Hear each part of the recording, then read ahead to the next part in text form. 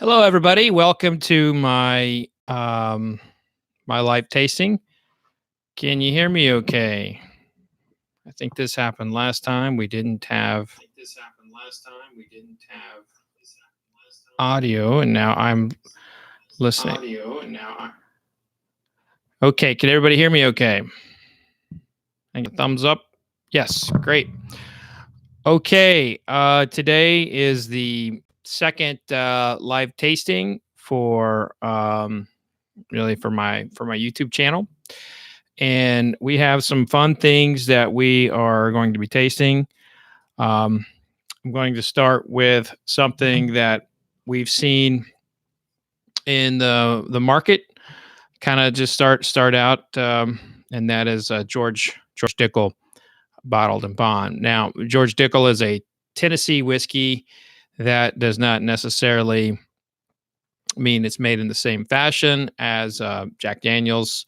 They, in fact, put a lot of their materials out on the source market, and so you will see a lot of this whiskey actually be used as source whiskey. But I have some pretty good sources that have told me that Dickel will be starting to cut off or at least taper down the amount of whiskey they put on the open market. So expect to see a lot more stuff like this coming from Dickel. They've got Nicolas in there, who is just a fantastic distiller. So I expect good things here. Now, this is my first time tasting the Dickel Bottled and Bond. And, to be Bottled and Bond, it has to be at least 4 years old, distilled at one distillery in one distilling season, and bottled at 100 proof. Now, this is a very important and historic designation. We had, in the 1890s, the distillers and pharmacists and doctors, they all lobbied for this, so consumers could get a whiskey they trusted, because at the time there were a lot of people who were adulterating their products, and people would continue to be getting sick because the whiskey wasn't working. So again, back in the 1800s, people were prescribing whiskey to get the feeling better. Of course, you can still drink a little whiskey today and help yourself out with the flu or whatever. Now, here's the thing: this damn synthetic cork is like concrete on there. All right, I've got a little darker in here than normal. I just got natural light coming in from the side, and the reason being is that my office, these overhead lights, they're a pain in the ass. They just pound my face. So I'm not a big fan of them. Someone actually made a comment of like it washes me out, and that's not the reason why they're not on. It's more of the fact they hurt my eyes. So probably need to change those light bulbs. Okay, so we take a look at that color. That's a nice color. It's pretty dark. Now, this is, if I recall, this is 13 years old. Now, this might not be the... Okay, so this, so this batch comes from barrels maturing since fall 2005. Yeah, so these would be, the distilling season was fall 2005. So this is 13-year-old Tennessee whiskey. And then that color really does reflect, the age. It's an incredible color. Well, you definitely know it's Dickel. If you know the American whiskeys on the market, you know that Dickel actually has this kind of like Flintstone-y, often called Flintstone-y, very metallic-y kind of nose. And I've been told, from some very good sources, that those notes actually come from the enzymes they use during fermentation. As you taste, you taste Dickel from back in, from the 80s and 90s, and that note is not present. So after that kind of like pounded Flintstone vitamin kind of metallic nose, you got some sweetness in there, some nice honey, some oak.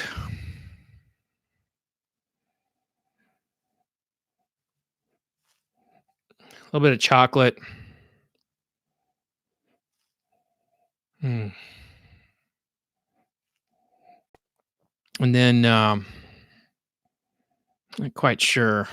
I'm gonna have to come back to that. There's a aromatic property in there that I'm really not dead set on what that is. So let's go to the taste.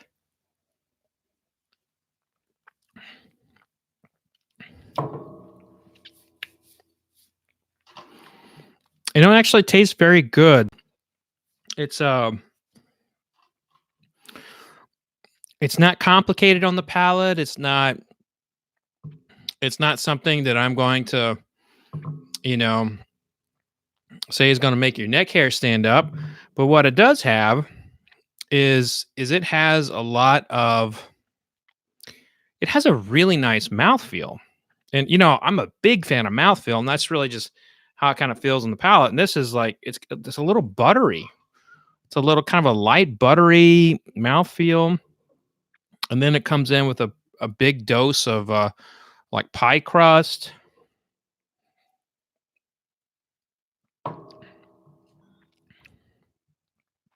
So it's like a strawberry pie, a rhubarb pie. It's a very nice whiskey. It's not complicated. It's not crazy good, but I like this. And of course, one of the best things about it is it's $35. So this is George Dickel Tennessee whiskey, bottled and bond, and I definitely recommend it, especially for the price. Now, with that said, if you all have been watching me over the years or reading my work, you know that I actually do not score things unless I've tasted it at least 3 times. And the reason being, the notes I picked up today, my comments today on it, could change. The whiskey doesn't change. I change. What I had for lunch, I had chicken marsala for lunch. I ran 3 miles today. And, the way my palate feels today could be very different than in a week. So I'm going to wait another week to taste this again. And we'll see how Dickel stacks up in a week for my palate. All right, so I am going to go to something that is in a scoring round for me. And if you can tell here, the Old Fitzgerald Bottled and Bond spring release. It's a 13-year-old 100 proof. We're going back another Bottled and Bond here, and you can see that I've been working on this a little bit. So it's not it's not a you might say I've enjoyed it. So those have been non-work moments when I've been drinking this. Perhaps at Cigar Club. Okay, so Old Fitzgerald Bottled and Bond. This is made by Heaven Hill, and this would have been made in the fall 2005. Just like the Dickel, and the mash bill on it would have been 68% corn, 20% wheat, and 12% malt.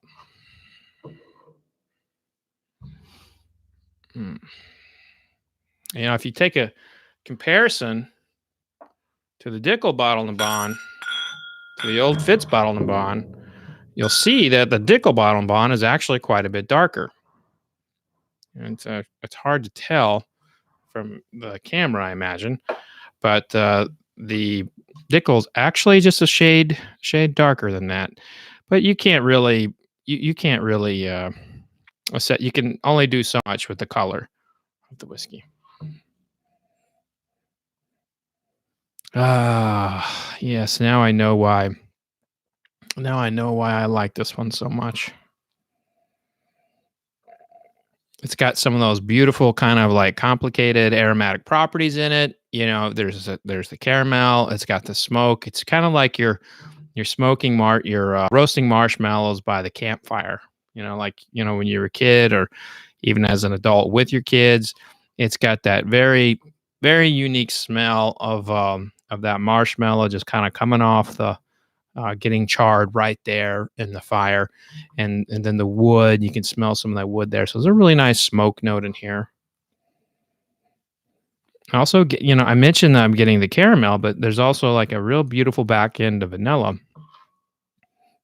But it's the kind of vanilla that, you don't think it's not like vanilla icing. It's like more like the traditional sense, the the vanilla spice. Vanilla really is kind of a spice. Oh, excuse me. I get all sneezy now talking about spices. But so vanilla's a tricky one. We kind of tend to think of it as as being sweet, but it's not always sweet. Sometimes it does kind of come off as spicy, and that is the case here. It's like a vanilla spice. And then you get some like a cigar box, leather,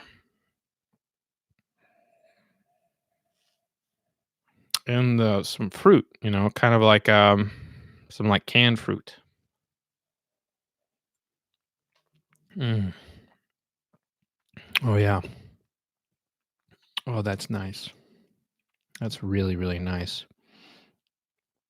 I mean, that's complicated. I'm getting some beautiful fruits.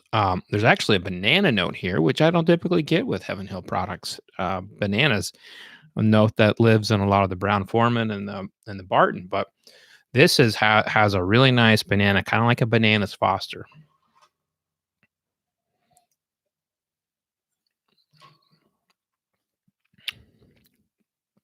It's brown sugar, roasted walnuts, little peanut butter,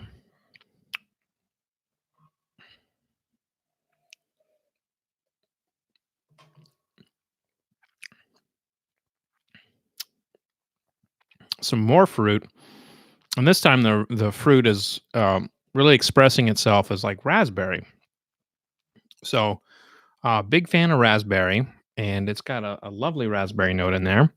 And then it finishes very, and this is where when whiskey you really kind of find out what a whiskey is in the finish. And this one's on that borderline of medium to long. But let's just say it's like a light long finish with a hint of cardamom. So this is very much a fun whiskey. This is Old Fitzgerald Bottled and Bond, the spring release. 13 years old. I do recommend it, and I'm scoring it a 91. A 91. Okay. So everyone got big weekend plans? My refrigerator broke, so I got to figure out what to do with like $1,000 worth of Wagyu meat that I just got, and I was going to do something fun with it. And I rushed to the gas station to get some ice. First time I've done that in a long time. National Guard drill. Oh my God, Nathan, I do not miss that. I remember dreading drill every weekend. Well, I would much rather be deployed than National Guard drill. Because the reason why is like you're deployed, you're kind of like you're out there, you have to be out there, and you're just kind of with it. With drill, it's like all your friends are going fishing, they're going golfing or whatever. There's always something better to do than going to drill. And then you go to drill and it's like you have to sweep the floor or, do some kind of ridiculous drill that doesn't make any sense to anybody except to the commander. So anyway, I apologize that you have to go to drill, but thank you for your service, Nathan. Thank you very much. Now with that, oops, good thing that didn't break. Now, I, as many of you all know, I support a lot of charities, especially in the military. One of those is I'm doing a charity for the USO, which is the USO is an organization that helps soldiers and Marines and Navy and airmen when they're coming home from Iraq or they're traveling from. They help the families. But it's a wonderful organization.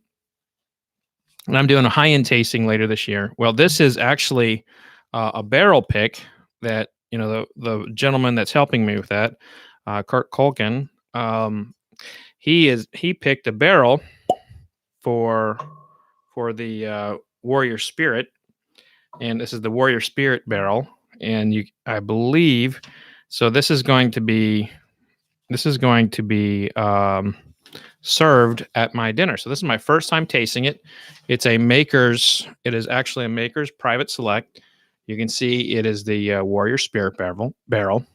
And for those who don't know, the Maker's Private Select program is like you sit in a room and you do all of these, you put all these different staves, and you basically do your own blend. It's really a fun experiment into what American whiskey is and how you can have a good time, making your own products. So let's see what this one is all about. And this one is a 4 seared French cuvee staves and 6 French mochas. So, wow, they went heavy. These, I have a feeling this is gonna be super bitter. Ooh, butterscotch. Damn. That is, that's like these boys went to the butterscotch factory and just stuffed it right there in the bottle. Damn. Here, smell that. Get a whiff of that. Can you smell that butterscotch? Yep. No? Damn, that is a heavy, heavy butterscotch. Not really a whole lot after that, but let's see. Let's see what's going on here. Wow. Beautiful mouthfeel, buttery on the palate. That butterscotch just continues. Then we're looking at some like toffee. That like crunchy toffee. You got some peanut brittle. There's just all kinds of like hard candy sweet notes in this. Like get like a particular type of sweet with hard candy that you don't get with the softer candies, but it has that, and then it has like kind of like a buttery mouthfeel, and actually literally a note of butter, like a nice salted butter. Just fantastic. Yes. I'm very much looking to serving this for the U.S. benefit that I'm doing this fall. And if you'd like to know how to get tickets for those, I believe it's very limited, but it'll be at Jack Rose in the fall. But make a comment in the section. A repeat of the release of the Maker's Mark. This is called the Warrior Spirit. It's for a charity I'm doing with USO. It's a dinner.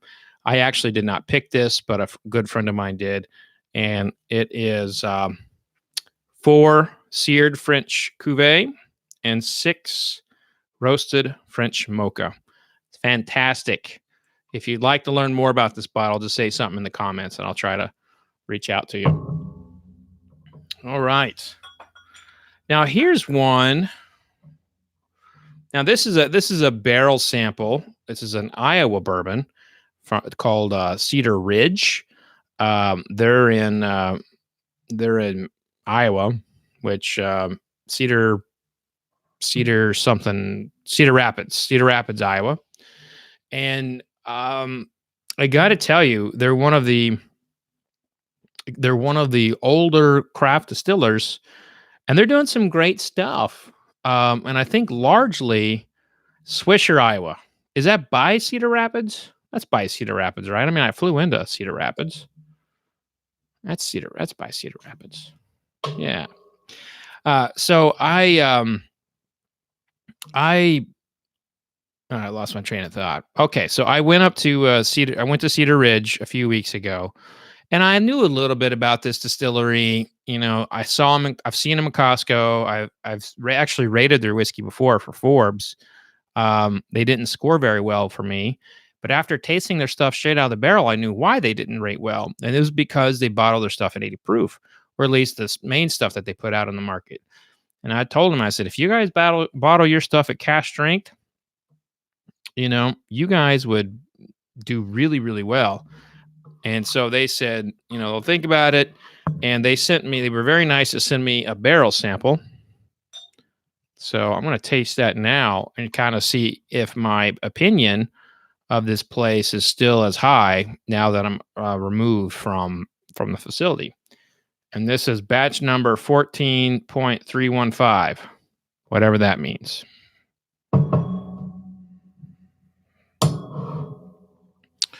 Okay. Those legs just kind of jump up and down there. Nothing too crazy about them. That's a nice nose. This is going to be like 4 or 5 years old, maybe 6 years old. They've been around long enough. They have 6-year-old bourbon. A lot of chocolate, a lot of almonds. This is going to sound like a weird note, but like a really well-used oven. Like if you've ever put your head in like that, there's a particular type of char. There's a particular type of smoke. It's not like the oven needs cleaning. You stick your nose in there and you're like, yeah, it's time to clean it. It's got that. It's kind of like that kind of smoke.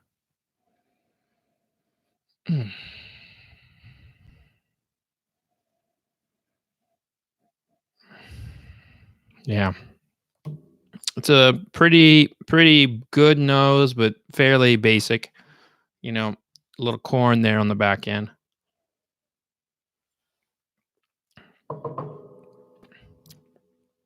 But that palate, wow. Very much alive. What I like to see in a whiskey is when it's hitting like several points of your palate at the same time.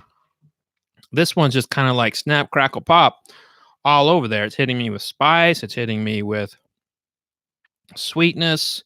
It's got some savory notes in there, kind of like a cornbread. I mean, this is really, really, really good whiskey. And again, this is Cedar Ridge, straight out of the barrel. Absolutely fantastic. I highly recommend going there and drinking straight out of the barrel. But you got to check that place out. Get them on your radar. Cedar Ridge is the real deal. And, I don't think enough people know about them.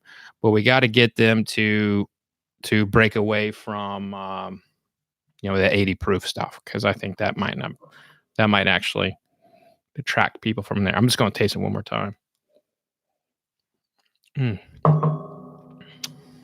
I just realized too that's super malty. Like super malty. That's good. Really good. Okay. Now we are going to go to New Riff. New Riff is a relatively new distillery that's kicking some ass right now. They're doing a lot of bottle and bond. They're also doing great with barrel picks. And their mash bill for their bourbon is 65% corn, 30% rye, 5% malted barley. And this is a barrel pick done by WWE wrestler sensation Aiden English, otherwise known as Wrestling with Whiskey. You can find him on Instagram, and he has his own YouTube channel. You should go check it out. His real name's Matt. Great dude, good friend of mine. We actually wrestled once, and my 5-year-old came up running and kicking to save me. So my little boy might have a future as a wrestler. Okay, so we go to the cork. You don't see that a lot. It's just a straight black synthetic cork. All right, the New Riff has definitely went all out on the packaging. You got to give that to them. I will say this. I've been drinking the shit out of this at home, as has my wife. I will full disclosure, have been quite fond of this, but I haven't analyzed it yet. So how I drink at home and how I would drink for an analytical purpose, very much different than how how I would score it. Okay, here we go. Oh, man. There's a particular tingle that a whiskey will do to your nose that you just know you're going to like it. And to me, it's a little bit like, it's like a fume, and now this is not a comparison from the nose perspective, but it's a comparison to like how that hits the nose. When you're pumping gas and those gas fumes come out, how it hits you. Well, there's a particular fume that comes from a great whiskey that really just captures my olfactory. It's like it's wrapping itself around there, just kind of bringing me into it, to the glass. And this has got some really nice, it's like oils, like positive oils.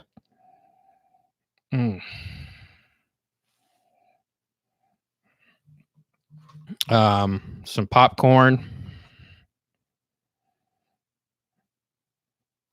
some like vanilla icing, like, you can smell the icing getting put on like a hot cake, like a cupcakes coming out of the oven.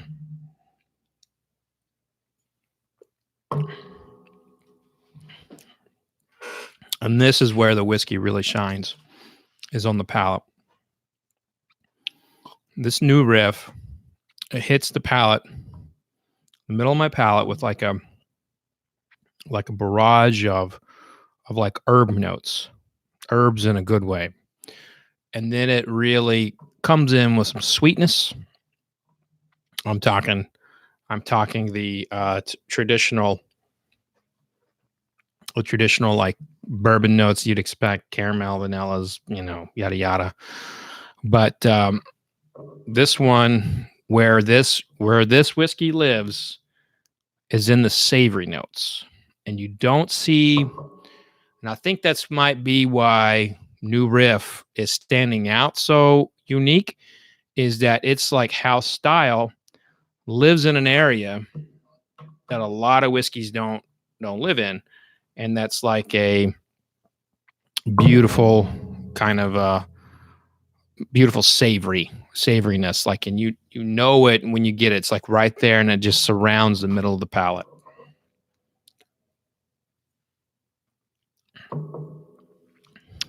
Delicious. The finish is a long medium, but it's not all the way through there, and it finishes with like a hint of clove. So very fun whiskey, and I highly recommend anything from New Riff right now. They're doing great work, and this is a barrel pick from a WWE wrestler, Aiden English. You can find him as Wrestling with Whiskey. Now let's go to, it's actually the last bottle I have. Let's go to Barrell Bourbon Batch 20. Now, Barrell is a source whiskey company that's really specialized in blending various whiskeys from all over the country. This one is no different. It is a blend of 10-year-old to 14-year-old Tennessee and Kentucky bourbon. So it's a blend of two different states. It is a blend of straights, which means there's no GNS added, no coloring. It's just basically pure whiskey. Let us pour.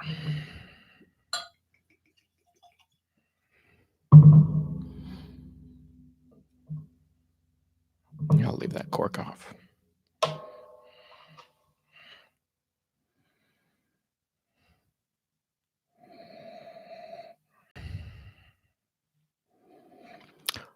For me, it starts kind of like a barbecue a little bit. You walk around like a barbecue pit. You can smell some of that maple. You can smell definitely the hickory smoke, and then kind of like some molasses sort of thing.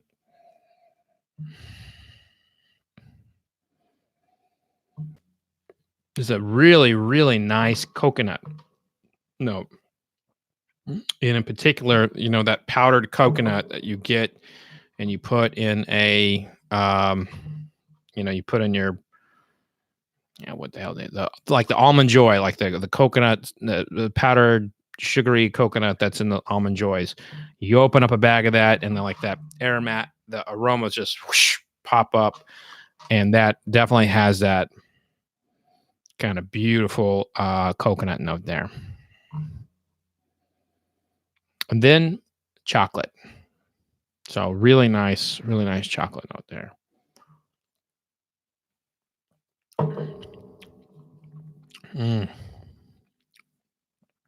It just drips down the jawline.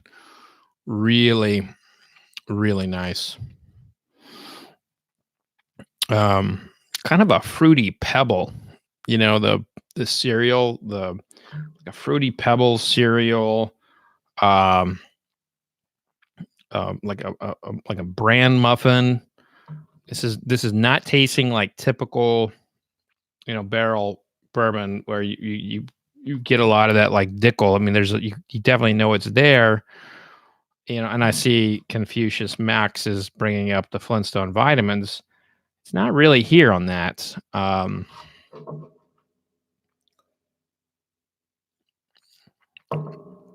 I keep going back to this coconut note. It's like a chocolate coconut. We could really just say, it's an almond joy. There's like a real nice almond joy note here.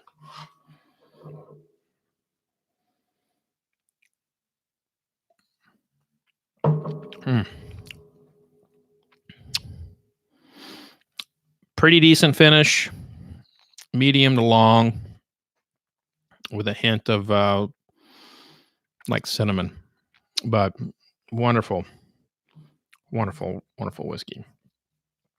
I will score this because I have tasted it a couple times. Although this is a fresh bottle, I've tasted it previously. I'm going to give this.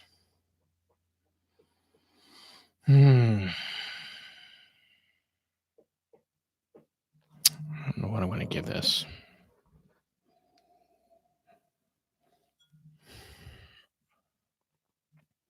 This is the thing about this one is the nose is great. The palate's really nice, but the finish is falling flat for me. So it's not like a wowing finish. It's like this is a fun one. This is a really fun one to just drink. I'm thinking that, the finish does not give me all I want, but I see myself making this kind of like an everyday drinker versus a special moment kind of whiskey. Which, hey, every moment's special, right? So, I'm leaning between an 89 to 90. Yeah, that finish just, I need it to be a touch longer if I'm going to bump it up to 90. I really do. So I'm going to go ahead and say that this Barrell Bourbon Batch 20. Yeah, fuck it. 89. Giving this an 89. But this is actually, like I was saying, this is, to me, this is something I want to drink every day. But when I'm giving kind of like an analytical, description of something, I can't. I have to like assess all of them equally, and I can't just say like, oh, I like this one more because it would be better in ice, or I could just sit back and just kind of sip this by itself. The finish, I have to like hold the finishes up to the same standards that I do with everything else. So now what would be interesting after I've had all these other things, let's take a look at what the Dickel would taste like next to the barrel. Okay, that's not the Dickel. I went and got them all mixed up. Well, shit. That's why I got a dump bucket. All right, so we heard from Nathan about what he's doing this weekend. What's everyone else doing? Max, what are you doing this weekend? Watching the baby? All right, here we go. Going back to the Dickel Bottled and Bond.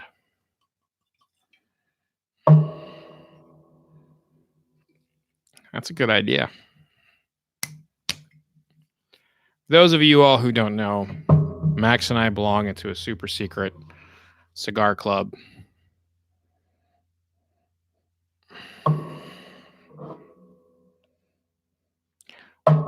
You know, now that I'm comparing the Dickel next to the Barrell Bourbon, to me, the Barrell Bourbon nose even stands out stronger because it's got all those kind of like complexities, all those complexities there, where Dickel smells more like Dickel than before.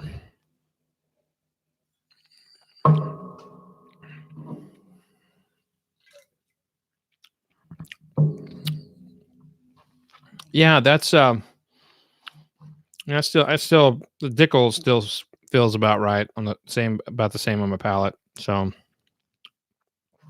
and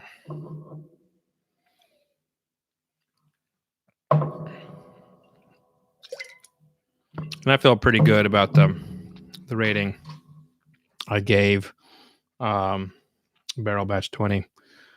Can I compare it to my impressions of Barrel 18 and 19? Do I have those in my office?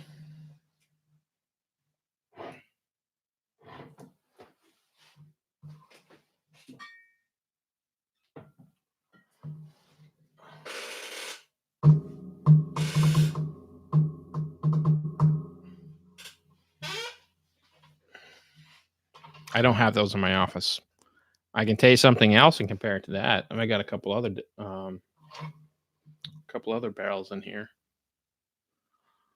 but no. Well, this has been fun. Does anyone have any requests? And if I have it in my office and it's reachable, I will get up and do it. Any requests from anybody about what to taste?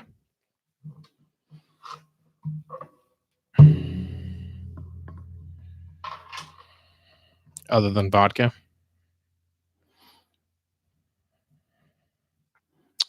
All right.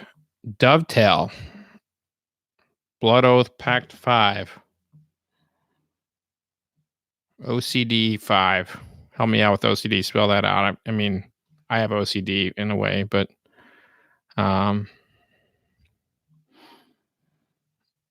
think I do have Blood Oath Pact 5. No, that's Pact 2. I don't have that. You know, they haven't sent me Weller Full Proof. I don't think they will. I don't know. I do have some Wellers in here, but not that one. What do you think a fair price for the old Chessman is? You know, you have to weigh them to make sure that they're actually full. You don't want to buy a chess piece that is now you don't want to buy a chess piece that's empty. So that's why I have my own sheet. Like I've weighed them all, so like I know how much they all weigh when they're full. So to me, that's what to do there. What help me out here. What is OCD number 5? David, you're pinching that Deadwood Tumbling Dice. Cream of Kentucky batch 2. I do have that. All right, so I also have the. All right, so we had a request here for the Tumbling Dice straight bourbon whiskey, 11 years old.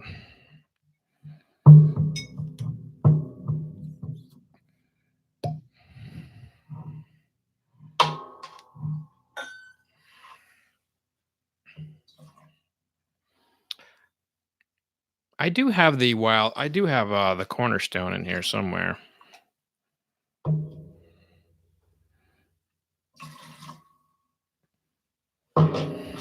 Yeah, I don't have the OCD. I don't have anything from Glens Creek.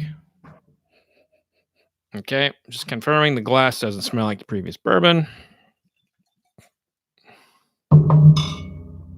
So here we go. This is Tumbling Dice. Deadwood presents 11-year-old, still in Indiana, so MGP, bottled by Proof and Wood Ventures, distilled in 2006. So this is the same company that started Redemption. Dave Schmear is the founder's name. Super good guy. Super good guy. Okay, let's get to it.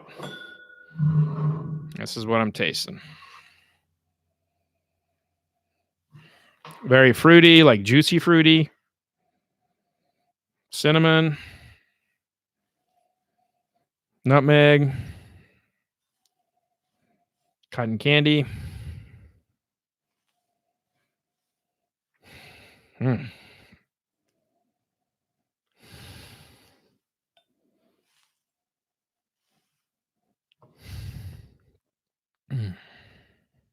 Like a hint of smoke.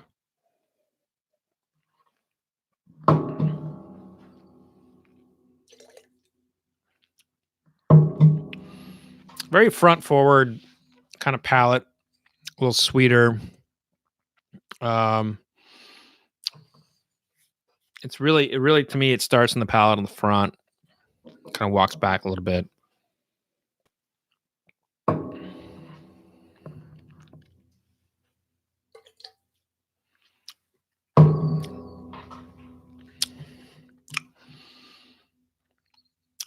Then it's kind of bubblegummy, like when I mentioned that juicy fruit now, it kind of stayed with that, like that juicy fruit, the yellow stick of gum. What is that called? That's juicy fruit, right? The yellow stick of gum. Yeah, I think it is. Well, it has that note. It's super banana-y. It's it's got some allspice in there, some sweetness. The sweetness doesn't really define itself, but it's sweet. So let's just say sugar, like just basic sugar kind of note, like just a sweetness.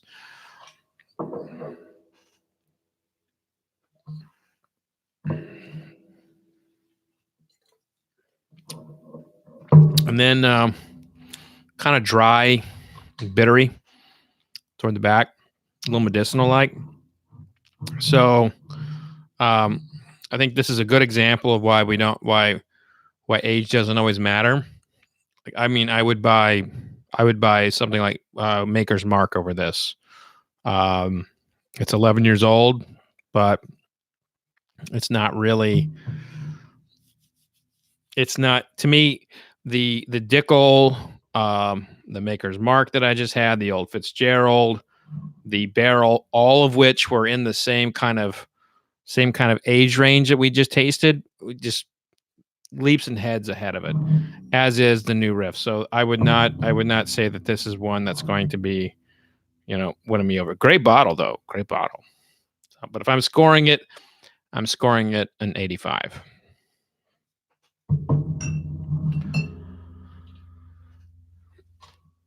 If I have Charter Oak French bourbon next. Okay, let's see. What else can we get? How about we just kind of grab something? What do you think? So here's something that we need to talk about. I did these barrel picks for Bourbon and Beyond. Everyone knows about Bourbon and Beyond. It's the festival I curate. This year we have Foo Fighters, Robert Plant, Zach Brown Band, and I picked barrels for and our retail partner for that is Kroger. So you all will be able to buy this, and this was our winner for a Four Roses pick. very excited about this one. I just want to break it down for you a little bit, but you will see the news here pretty soon about this. So you're kind of getting an inside scoop of sorts. WB Saffel. I don't have that in here, but I can tell you all the history you want to know about WB Saffel. Real interesting guy. He was a real person. You know, the thing about it is like, I really, 10 years ago, I used to get a lot of samples, a lot. But as more people started writing about whiskey, more blogs came on board, and now like Instagrammers and all that stuff, they start sending out samples to those people before they do to the, traditional whiskey writers. So it's interesting to see, who doesn't send those anymore.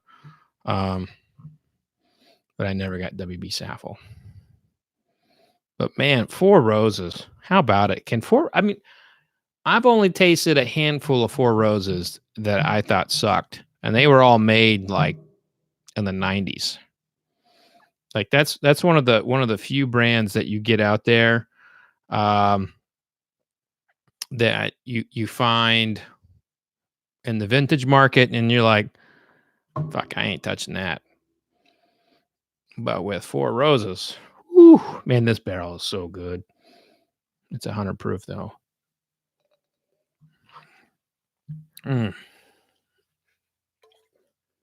Vanilla, cinnamon, nutmeg, just killing it on the palate. All over the place. Damn. Yeah. That's all I got left of it. I shouldn't have cracked that open. But I did it for you all. What's the recipe? Okay, good question. So this is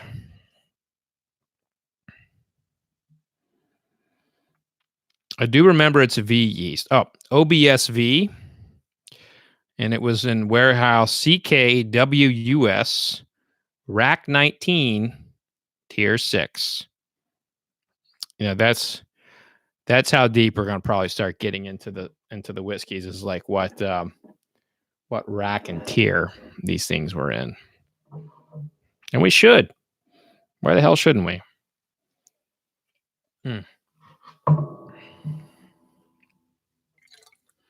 All right, let's get to something else. I'm on a roll here. I'm having fun. You guys having fun? All right, let's see. What else did you all recommend? WB Saffel, can't do that. What is the latest high barrel proof sample you have that you haven't reviewed? Well, here's the thing. Jessica keeps all the barrel samples in the front of the office. This is my office. And this is I don't have my samples in here that I haven't reviewed yet. So I would have to go in the other room and leave you all stranded for a good chunk of time. And I don't know if you want that, but I could. Kings County barrel proof. Don't have it. Let's see. I do have.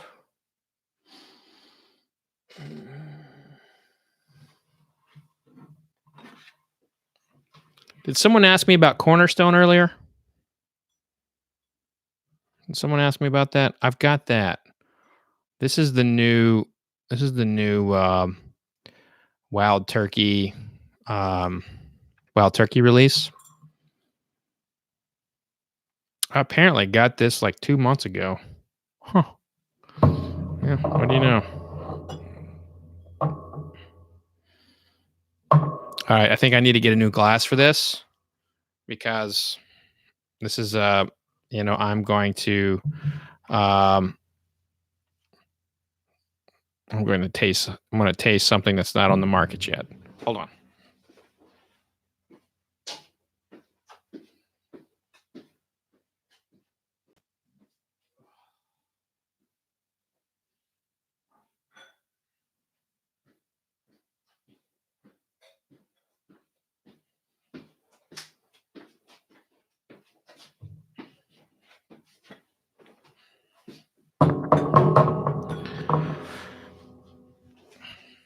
I'm having a lot of fun with this. I really want to thank you all for tuning in.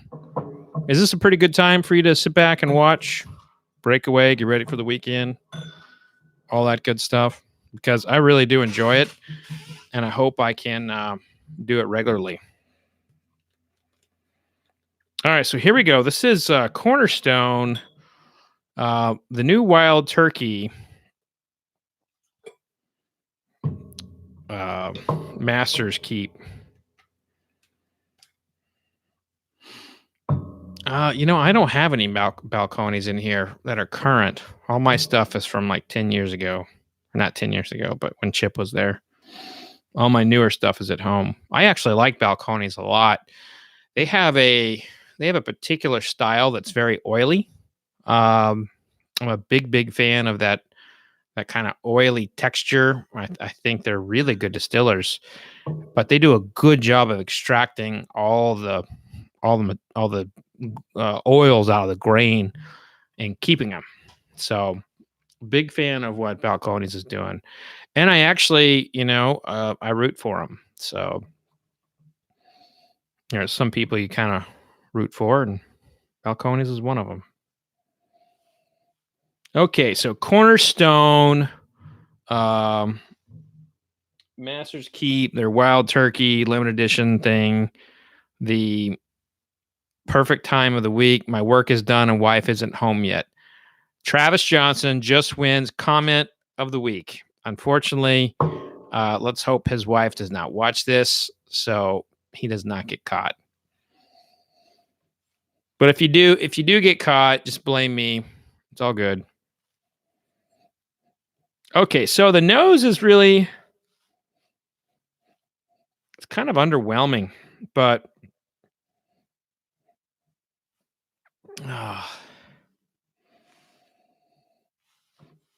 it's underwhelming, but only because it's not popping up. It's down there, but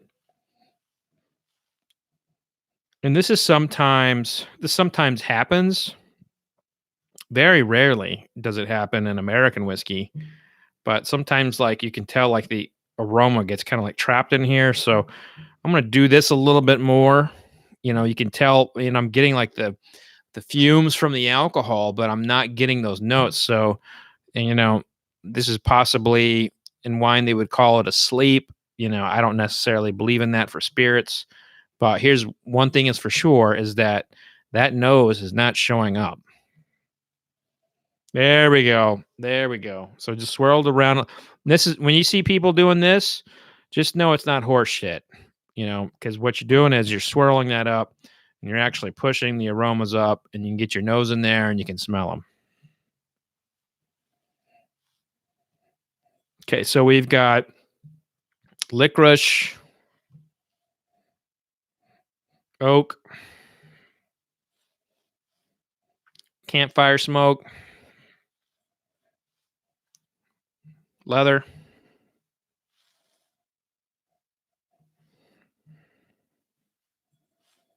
and earth.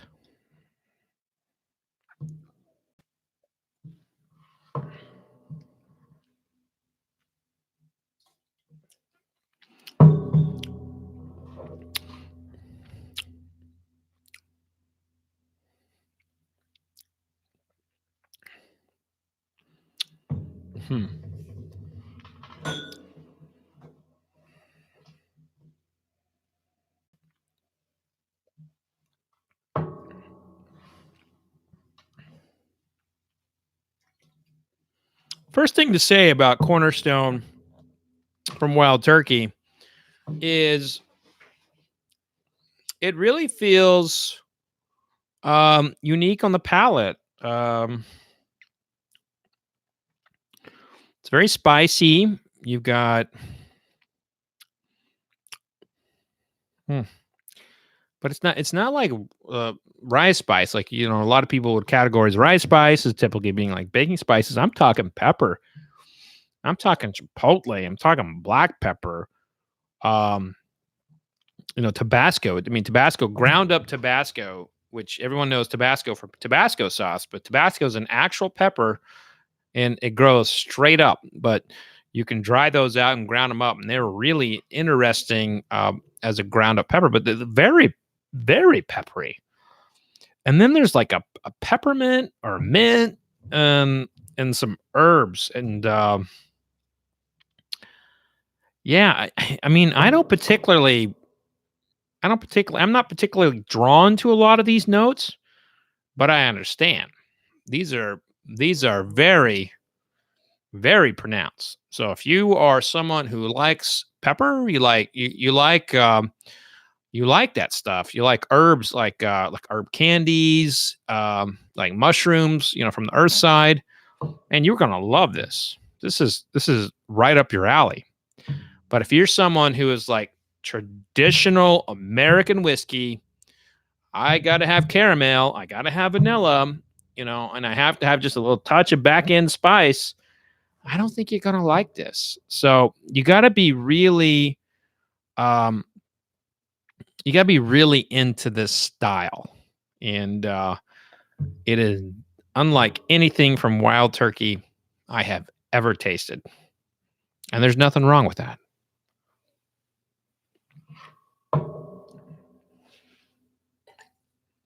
But good for Eddie and Bruce and Jimmy for, I would say, probably going outside of their comfort zone, because I've drank thousands of bottles of their ryes, and it's not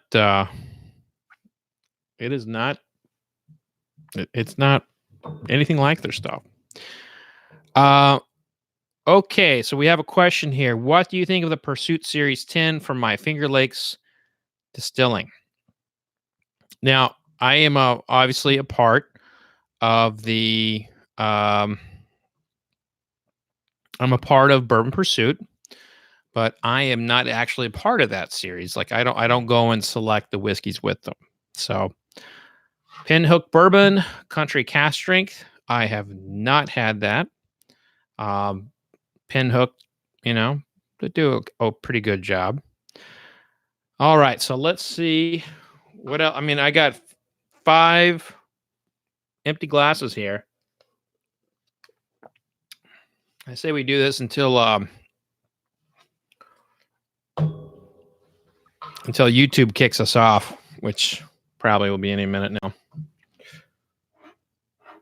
What do you want to see me taste? Okay, this is $2.91.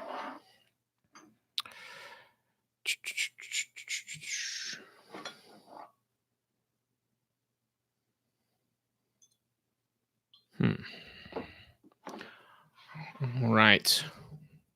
We have. So I tasted something yesterday. This is one of the grossest whiskeys I've had in a while. I tasted this for an app I have coming out here soon, and I just did an Instagram story with a simple word "nope," and I cannot tell you enough times to stay away from this. It is like it's very petrol-y. It is not my style, and I would not recommend it.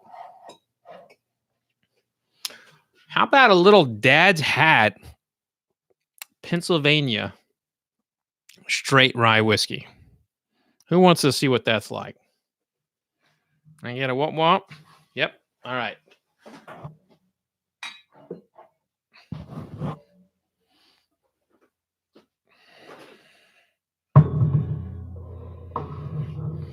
So here we have Dad's Hat, 4-year-old, 95 proof. Now, Dad's Hat is trying to resurrect the Pennsylvania rye world.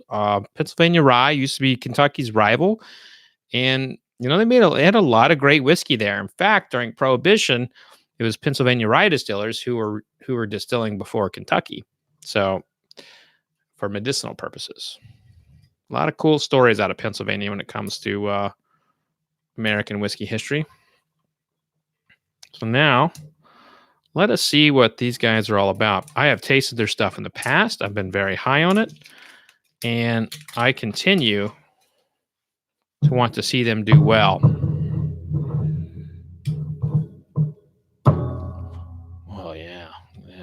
nice. Nice little cork.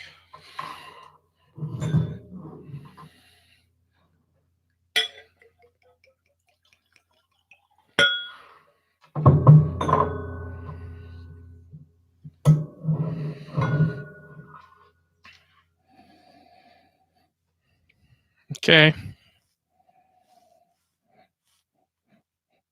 It's like opening a bag of sweet feed. If you ever owned horses, you fed your horses sweet feed. You know what that smells like, but just think molasses, oats, just very, very oaty, very molassesy.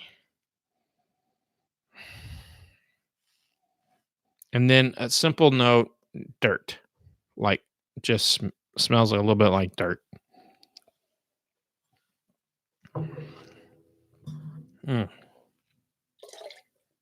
This is a rye.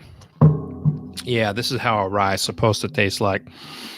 Just really, really concentrated. It goes in the manner of like herbs, sweetness, spice, hits, front palate, mid palate, back palate. Really, really nice. A lot of those Indiana ryes, they have a one particular note in there. It's dill, dill, D-I-L-L. It's a herb.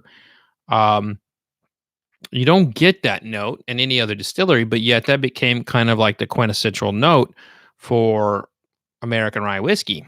But really, I think what Dad's Hat is doing is they're actually bringing back in some ways the old style of Pennsylvania rye. This tastes very similar to a lot of like pre-prohibition Pennsylvania ryes I've had. And I do have one in the office somewhere.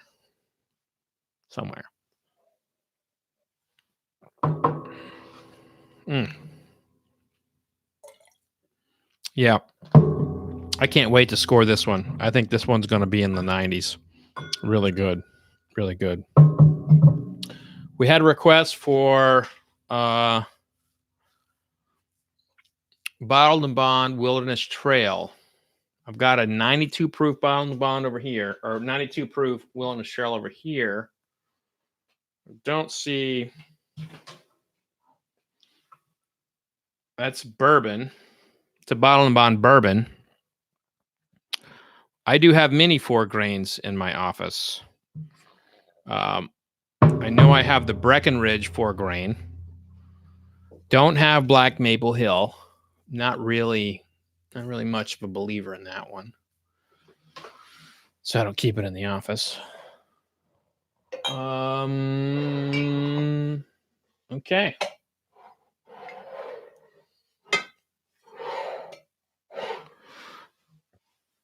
I have a lot of rums in here, but they're over there, and I'd have to get up. So, Bottled and Bond, Wilderness Trail. Pretty sure I've already rated this. Legion, I've already talked about that. No, I don't want to do Legion again. Legion. No.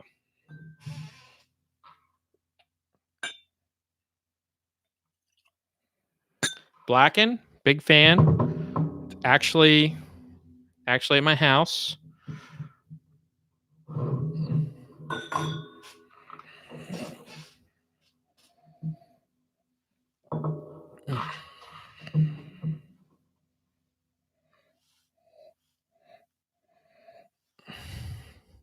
The Wilderness Trail here.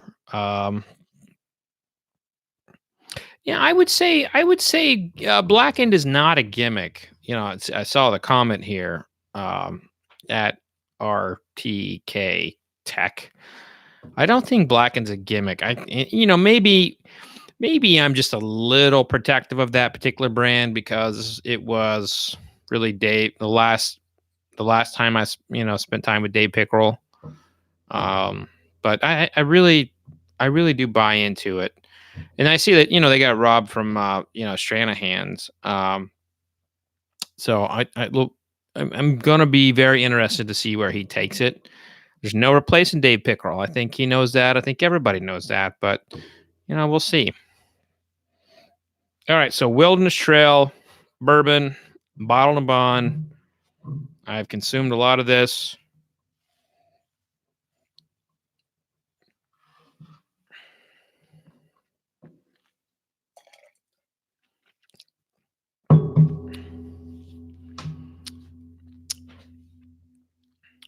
I like it.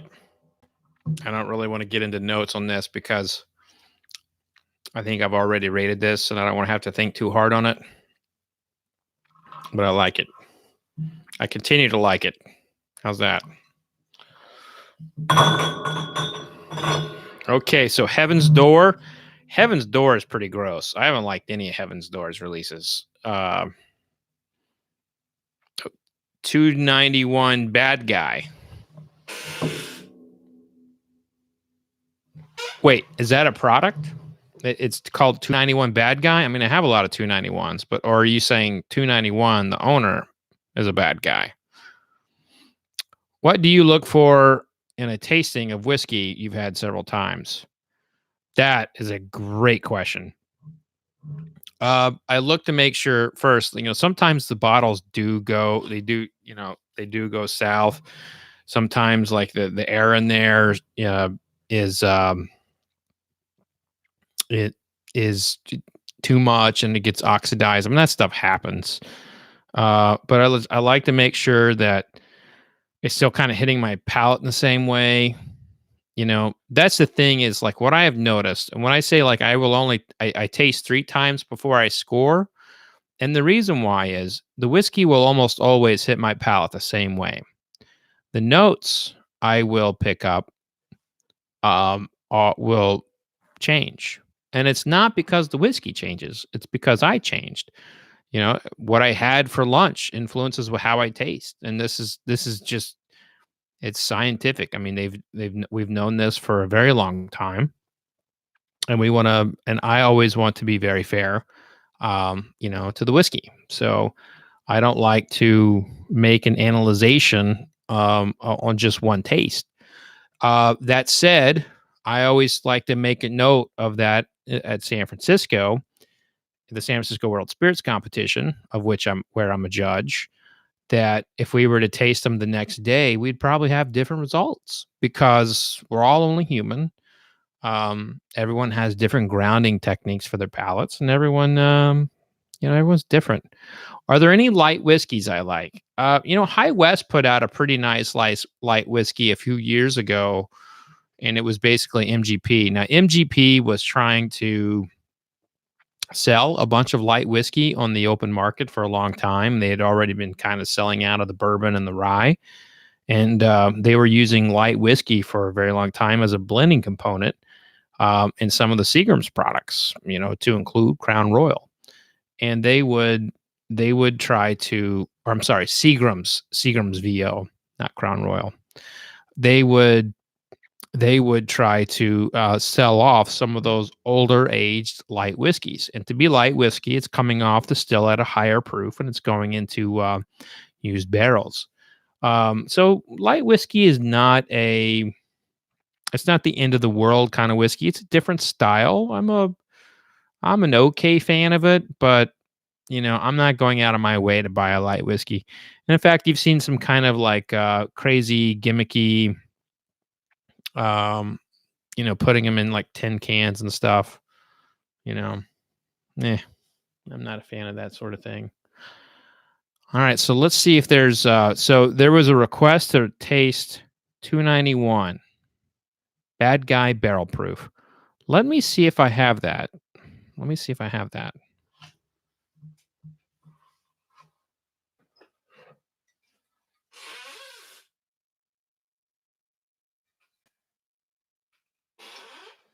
Is that it? I mean, he's got some. I don't see Bad Guy on here. I mean, he's got a lot of. I don't see Bad Guy, but I've got that.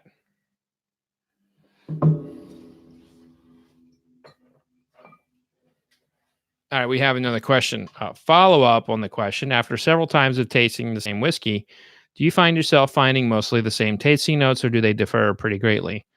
Um, you know, there has been a handful of times that it has tasted quite a bit different, but I would say most of the times, what I find is that the next tasting, I narrow it down a little more. Like let's say going in, I taste sweet.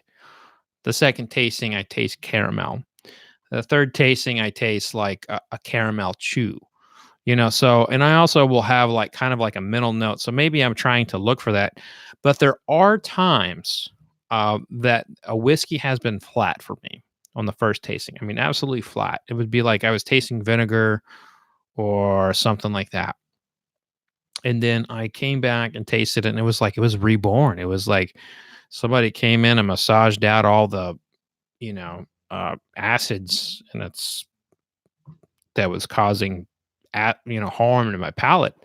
And it was, and that is where, and that to me is why I will always stand by my belief, and that I have to taste 3 times um, before I give a score, because it's not fair. It's not fair to the whiskey if if I taste it on an off day for my palate or an off day for me, and I give it a rating. It's not fair. But anyway, so we had a request for Yippee Ki I do have that in here. I mean, I'm telling you, I don't know where anything is in my office. It's an absolute disarray. I mean, thank God I have Jessica. She was watching. I don't know if she's still watching.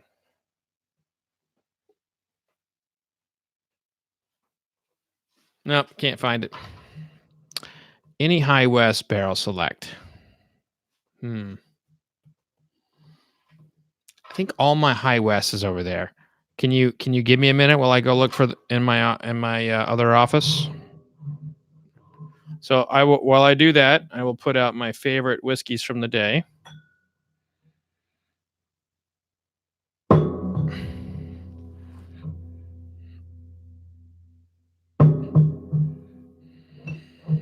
Okay.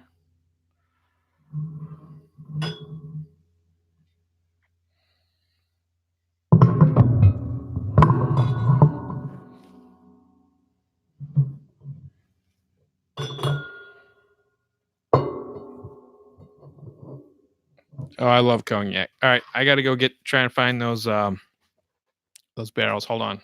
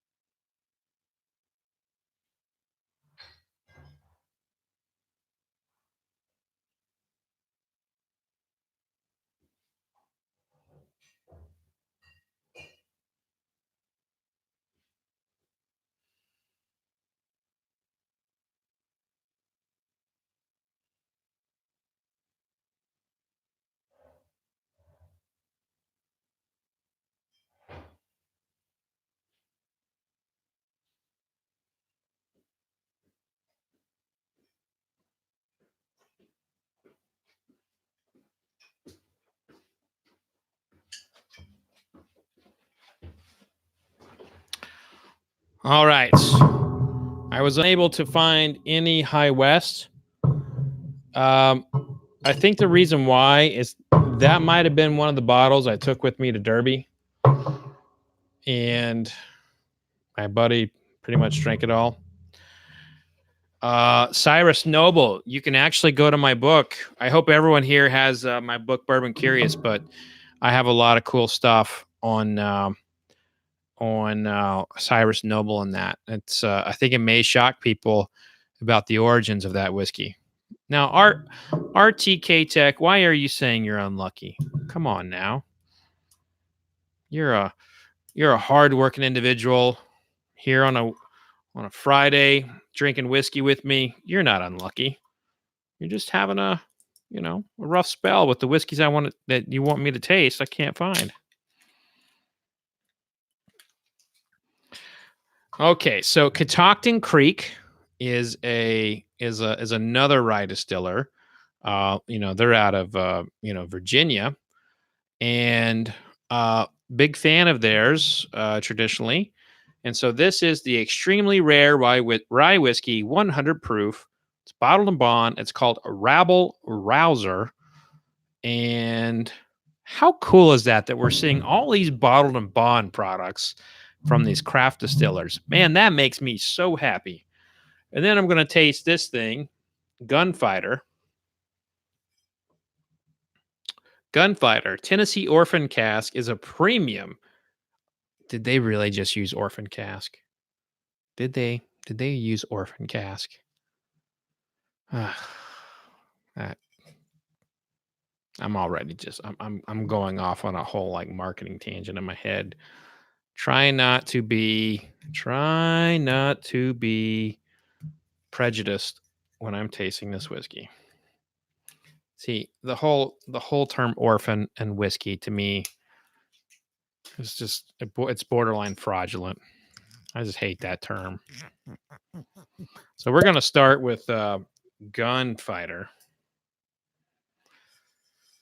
And it is labeled as an American straight bourbon whiskey.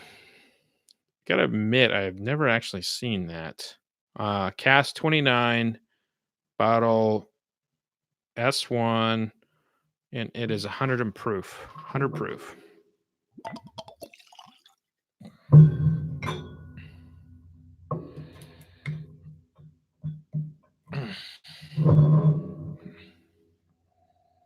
Okay, definitely Dickel. So if you had any wonderings as to where these orphan barrels came from, they basically came from Dickel.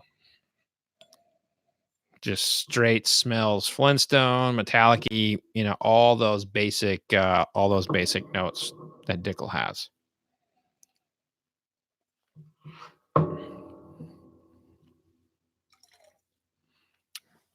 Not bad. Spicy, vanilla, coconut. Horrible label. Pretty good whiskey. It's actually pretty good. Like this to me, this is like one of those barrels, one of those bottlings that, George Dickel, if it's going to make that next step, they can't let this go. This is whiskey they should keep in house. It's actually really good. I'm running out of room over here. I'm not going to rave on that or rant on it. Just, it's good.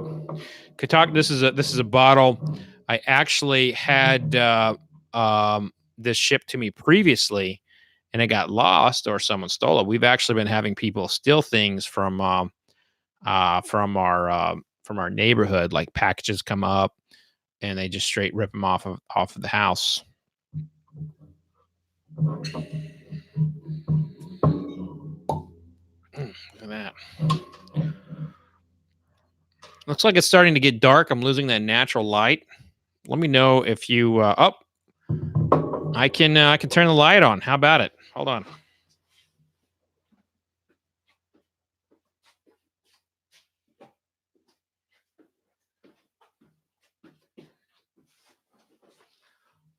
And now I am washed out. But let there be light.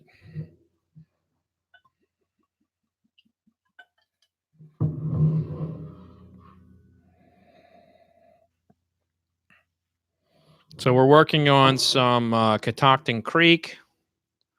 This is their rye. They basically specialize in rye. This Virginia was amongst the first distillers of our state or our country. Virginia actually used to own Kentucky, used to be a part of their state. And Catoctin Creek is one of the strong new brands coming into the market. They've been out for a few years.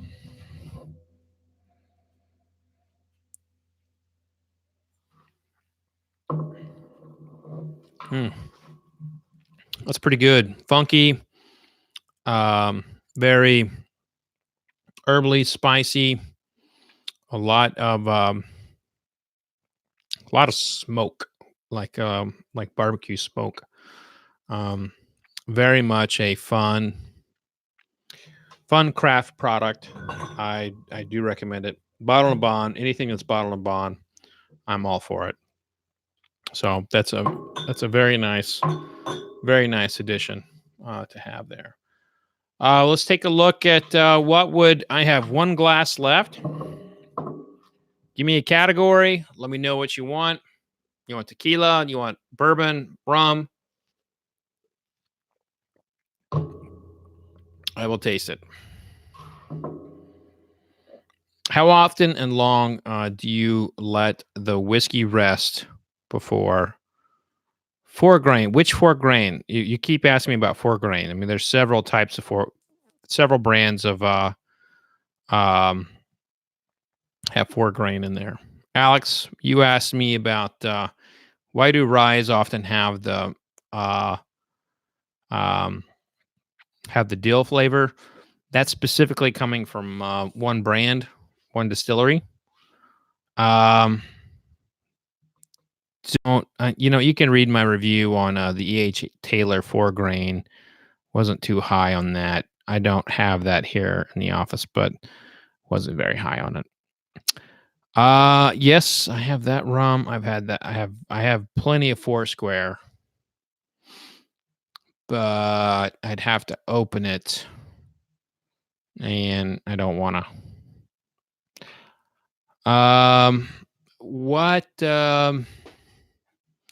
What rum do I have open that you might want to see me taste? And I do love Foursquare, though.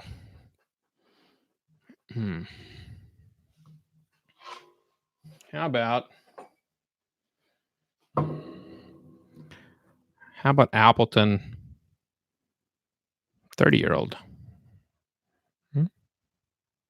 Anybody for Appleton 30? No? Any plantation rum? I don't have any fresh plantation samples. I've already tasted this, but I don't mind tasting it again. I mean, for the people. Here we go.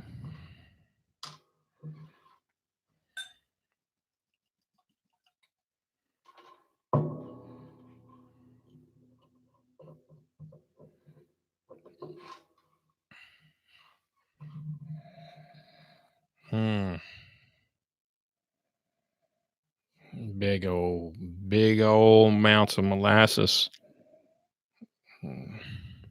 Chocolate.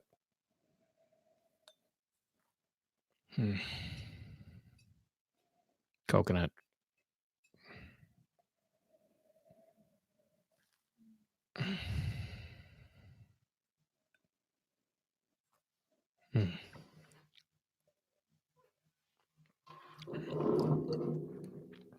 Oh, it's so good.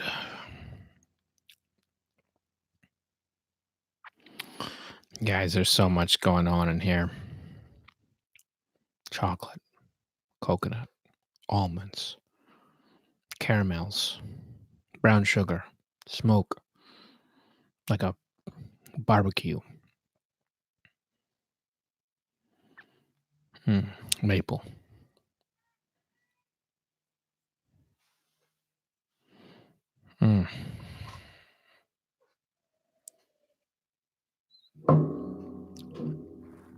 This is like making love to my palate.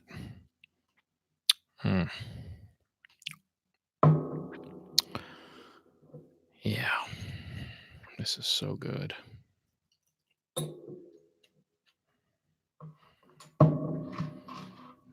One more taste. And then I'll have to say goodbye. I do enjoy these, and I really enjoy the interaction with you all because there's no one in the office.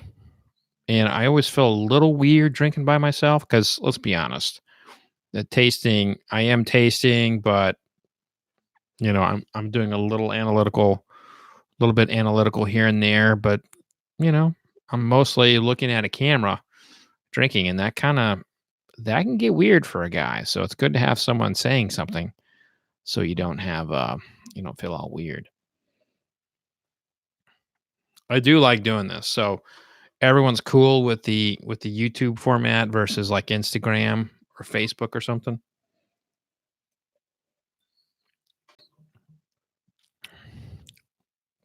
Oh my god, that is so good. That is so so good. The Appleton 30-year-old. I tasted it in one of my first curation desk episodes, but it is so beautiful. It is so so beautiful. Hmm. And with that, I think it is time for me to go. I have a refrigerator to fix, a family to feed, all that sort of thing. I hope you all have a wonderful weekend. I have enjoyed tasting with you all. I hope to have my list of what I will taste next time and, of course, the extras. And we can hang out next Friday at 5 o'clock Eastern time. So I'm going to hit into the live stream and keep chatting with folks.